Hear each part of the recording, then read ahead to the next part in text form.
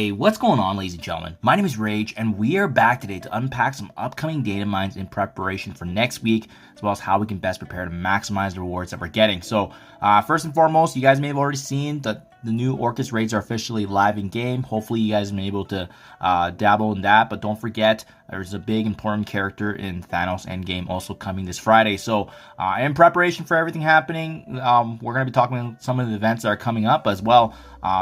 Keep an eye out for these events getting confirmed in the Marvel Strike Force blog post, as we've seen with how these data mines get entered into the game files, and then obviously later on confirmed. So keep in mind everything is subject to change, but we do see a lot of the accuracy of this information when we start taking a look at it. So first and foremost, there's going to be a brand new milestone here coming that's called the Old Enemies milestone, and essentially this one's going to give us a chance here to actually earn cosmic power and a chance here at Crimson Skill Gear. So gain progress in this event by collecting the dimensional anomalies from the Shadow Dimension. So this is the new pocket dimensions coming. It looks like it's coming very, very soon, ladies and gentlemen. And this is also going to involve us battling in war with the Annihilator characters and completing the Old Grudges web milestone. Earn incredible rewards, including the T3 Iso8 crystals, which is purple, radioactive treats, as well as Crimson Gear, which you'll need for endgame Thanos. You'll also be earning points towards the Annihilator Initiative milestone by collecting the Cosmic Powers and the Twilight Sword, which is the second monthly item that you're going to be getting for after the Plandanium armor. Now, keep in mind though, the only downside is if you are below level 65, you won't have access to this. This is when it opens up in the Dark Dimension stages of epic campaigns. You'll notice that the new pocket dimensions known as the Shadow Dimension is going to be to the far left where you can partake. So yes, in case you guys were wondering, this is tied back to the pocket dimensions featuring both Illuminati and Annihilator allies that we actually data mined the other day as well. And from what the information we saw was that you're going to be needing 3 characters of each team at gear tier 18 to fully complete it. So the deeper and further you go in these pocket dimensions, the more points you're going to be able to accumulate. Now, why is this important? Well, there's actually a data mine leaderboard associated with this. But before that, you'll see that with this event too, there's also going to be an Old Grudges web milestone. So that's the spending of incursion campaign energy, the battling in Blitz, and as well, once again, rewarded with the extra dimensional anomalies and bonus progress in the Old Enemies Annihilator Initiative event. So the inbox message that we saw anyways in the data mines was that get ahead in the Old Enemies leaderboard and earn Thanos Endgame diamonds, including T3 Iso8 materials. So kind of similar to what we just saw with Diamond Claws getting wrapped up.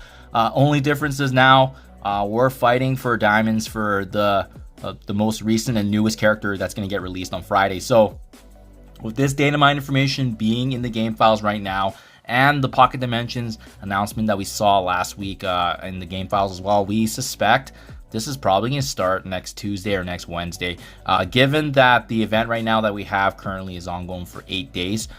So this could very well start as soon as next Tuesday or next Wednesday for the Pocket Dimensions, in case you guys want to get a head start and knowing mentally when to bring up some of these characters, especially both.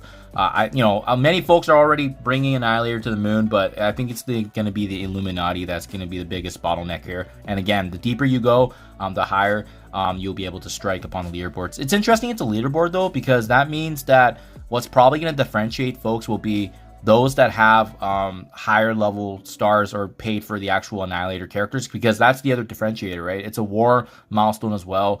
Usually battling in war caps out, but you do get bonus points for Annihilator. So if you got 6 yellow or 7 yellow of Gore and Gladiator, even Thanos himself, it's going to really set you apart in the leaderboards.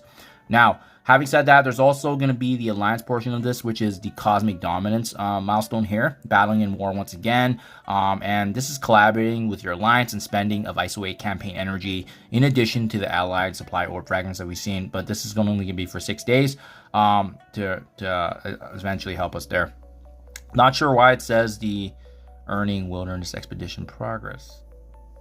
Yeah, interesting. It's probably just a typo, which we've seen in the past. But yeah, just keep that in mind. There's going to be also a another war milestone that's tied back here with Iso8 campaign energy and the collection of those ally suppliers. So there you guys have it for now. This is what's coming up next week. So just for you to be mindful of these resources. And once again, we expected there to be a leaderboard, because they've seemed to be taking one leaderboard at a time.